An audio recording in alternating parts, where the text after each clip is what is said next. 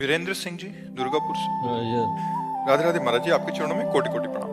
महाराज जी, यदि हम आपके द्वारा बताए गए मार्ग पर चलकर नाम जप का प्रयास करता है। महाराज जी, आपने षट विकार काम, क्रोध, लोभ, मोह, मद, मत्सर के नाश का उपाय नाम जप बताया है। पूज्य महाराज जी, कृपा करके बताएं कि नाम जप के द्वारा इन विकारों के नाश का कोई निश्चित क्रम है अथवा नाम जप इन सभी का एक साथ नाश करता है? नहीं, क्रम धीरे धीरे धीरे धीरे। इनको पहली बात तो है, जैसे आप गृहस्थ हो तो इसके दो विभाग कीजिए। एक भोग प्रवृत्ति को धर्म पूर्वक भोगना और एक भोग प्रवृत्ति जो मनमानी भोगना अधर्म पूर्वक। तो अधर्म पूर्वक का तो त्याग कीजिए। जैसे गृहस्थ हैं तो अपनी पत्नी से समयानुकूल धर्म के अनुसार सहवास करना वो पाप नहीं है। लेकिन वो अगर दूसरे की पत्नी के प्रति हम दोष दृष्टि भी करते हैं तो वो पाप है। पहले हम धर्मानुकूल आचरण करें। जब हमारे धर्मानुकूल आचरण होंगे और नाम जप होगा तो धर्मानुकूल विषय भोग से विषयों से घृणा होने लगती है और अधर्माचरण से भोगे हुए विषय में आसक्ति पैदा होने लगती है। ये स्वाभाविक है। तो जब हम नाम जप करते हैं तो पहले जैसे 100% काम आया। अगर धर्मानुकूल है तो हम उसे भगवान का स्मरण करते हुए भोग लेते हैं, तो वो आपको बांधेगा नहीं।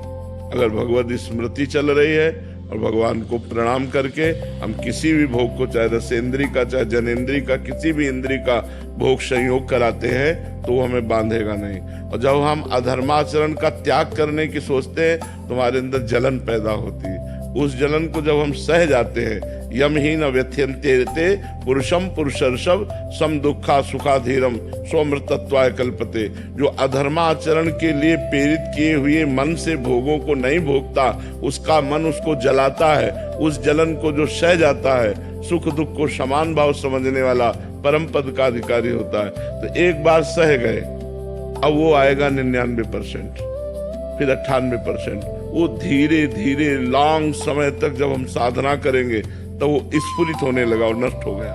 फिर स्फुरण भी नष्ट हो गया और वो मुक्त हो गया। ये ऐसा नहीं कि 4 दिन भजन करो तो काम आदि दोष नष्ट हो जाएंगे। ये भगवान शंकर की समाधि को भंग कर दिया काम ने।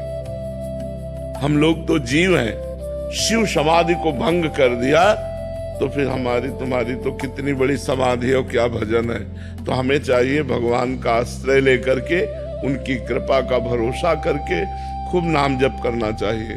उससे हमारे अंदर धीरे धीरे जैसे जैसे पवित्रता आएगी वैसे वैसे भोग शांत होते चले जाएंगे।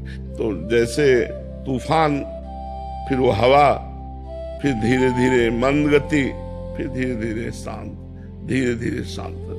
खूब नाम जप करें, पवित्र आचरण करें तो धीरे धीरे क्रम से शांत होंगे। एकदम शांत होने वाले नहीं है, क्योंकि वो भी भगवान की शक्ति से संपन्न है। यदि नाम में भगवान की शक्ति है तो काम में भी भगवान की शक्ति है। वही पूरे त्रिभुवन को चला रहा है। काम ही के द्वारा तो सब सृष्टि प्रकट हो रही है। तो हमें नाम जप के द्वारा धीरे धीरे ये शांत होंगे। पहले तरंग होते हैं, अगर संयोग बन जाए तो समुद्र। जैसे चिंगारी उठी और फूस मिल जाए तो ज्वाला, तो फूस ना मिलने पावे तो चिंगारी को दबा देने में ज्यादा समय नहीं लगेगा। ज्वाला बन गई तो उसे बुताने में ज्यादा समय लगेगा।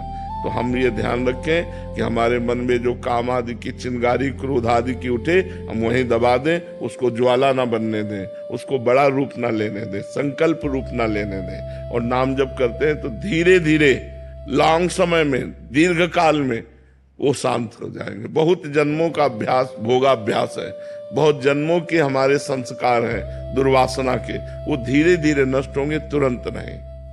हार्दिक शर्मा जी। गुरुदेव।